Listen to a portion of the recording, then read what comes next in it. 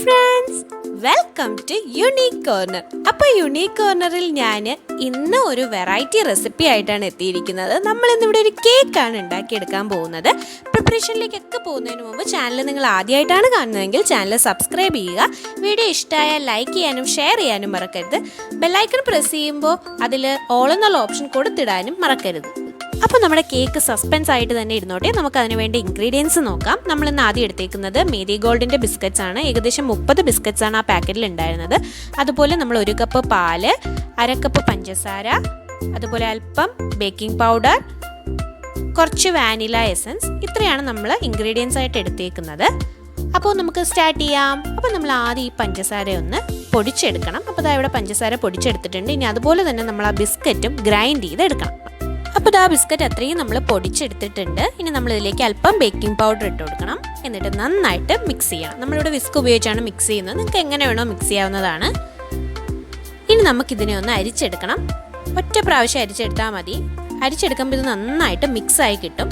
അതുപോലെ എന്തെങ്കിലും solid particles ഉണ്ടെങ്കിൽ നമുക്ക് മാറ്റിയെടുക്കാനും പറ്റും.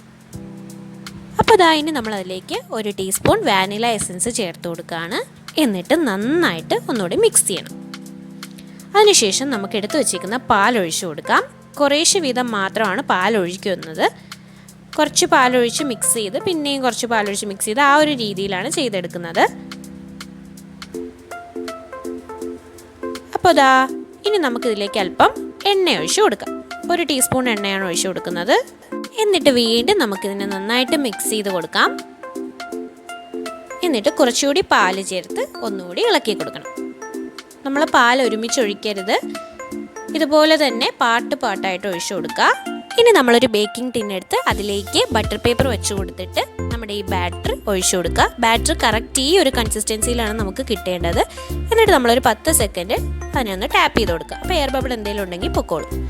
ഇനി നമ്മളത് ഇതുപോലൊരു തട്ട് വെച്ച് കൊടുത്ത് അതിലേക്ക് ഈ ബേക്കിംഗ് ടിന്ന് വെച്ച് കൊടുത്ത് നമുക്കൊന്ന് 40 മിനിറ്റ് ബേക്ക് ചെയ്തെടുക്കാം. അപ്പോൾ നമ്മുടെ ഇന്നത്തെ സ്പെഷ്യൽ കേക്ക് റെഡിയായി വന്നിട്ടുണ്ട്. നമ്മൾ ടൂത്ത് പിക്ക് ഉപയോഗിച്ച് അത് കറക്റ്റ് ചെക്ക് ചെയ്തൊക്കെ നോക്കിയിട്ടുണ്ട്. അപ്പോൾ വളരെ എളുപ്പത്തിൽ നമുക്കിത് പ്രിപ്പയർ ചെയ്തെടുക്കാൻ പറ്റും. നമ്മളിന്ന് ഉണ്ടാക്കിയത് മേരി ഗോൾഡ് കേക്കാണ്. നമ്മുടെ വീട്ടിലുള്ള ബിസ്ക്കറ്റ്സ് വെച്ച് തന്നെ നമുക്കിത് പ്രിപ്പയർ ചെയ്തെടുക്കാൻ പറ്റും. നിങ്ങൾക്ക് ഏത് കമ്പനിയുടെ ബിസ്ക്കറ്റ് വേണോ എടുക്കാവുന്നതാണ്. അപ്പോൾ വളരെ എളുപ്പത്തിൽ നമുക്ക് നല്ല സോഫ്റ്റ് ആൻഡ് ഫ്ലഫി ആയിട്ടുള്ള ബിസ്ക്കറ്റ് കേക്ക് തയ്യാറാക്കി എടുക്കാൻ പറ്റും.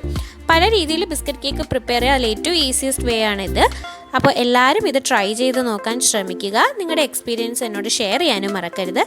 നമ്മുടെ ഒരു ഫാമിലി മെമ്പറായിട്ടുള്ള അശ്വതി നമ്മുടെ പൊട്ടറ്റോ സ്റ്റൂ ട്രൈ ചെയ്തിട്ട് ഫോട്ടോ അയച്ചു തന്നിട്ടുണ്ടായിരുന്നു. അതുകൂടി ഇതിനോടൊപ്പം അറ്റാച്ച് ചെയ്യുന്നുണ്ട്. അപ്പോൾ അതുപോലെ തന്നെ എൻ്റെ കുഞ്ഞമ്മയും ചില്ലി ചിക്കൻ ട്രൈ ചെയ്ത് നോക്കി എനിക്ക് ഫോട്ടോ അയച്ചു തന്നിട്ടുണ്ടായിരുന്നു. അപ്പോൾ എല്ലാവരും പറ്റാവുന്ന റെസിപ്പീസ് എല്ലാം തന്നെ ഇതുപോലെ ട്രൈ ചെയ്ത് നോക്കുക. ഇത് വളരെ സോഫ്റ്റ് ആയിട്ടുള്ളൊരു കേക്കാണ്. അതുപോലെ തന്നെ പ്രിപ്പറേഷനും വളരെ ഈസിയാണ്. നിങ്ങൾ കണ്ട പോലെ തന്നെ വളരെ പെട്ടെന്ന് നമുക്കിത് പ്രിപ്പയർ ചെയ്തെടുക്കാനായിട്ട് പറ്റും. അപ്പോൾ ഇതുപോലുള്ള വ്യത്യസ്തമായിട്ടുള്ള രുചികളുമായി ഞാൻ ഇനിയും വരുന്നതാണ്. അതുവരേക്കും ടേക്ക് കെയർ ആൻഡ് ബൈ.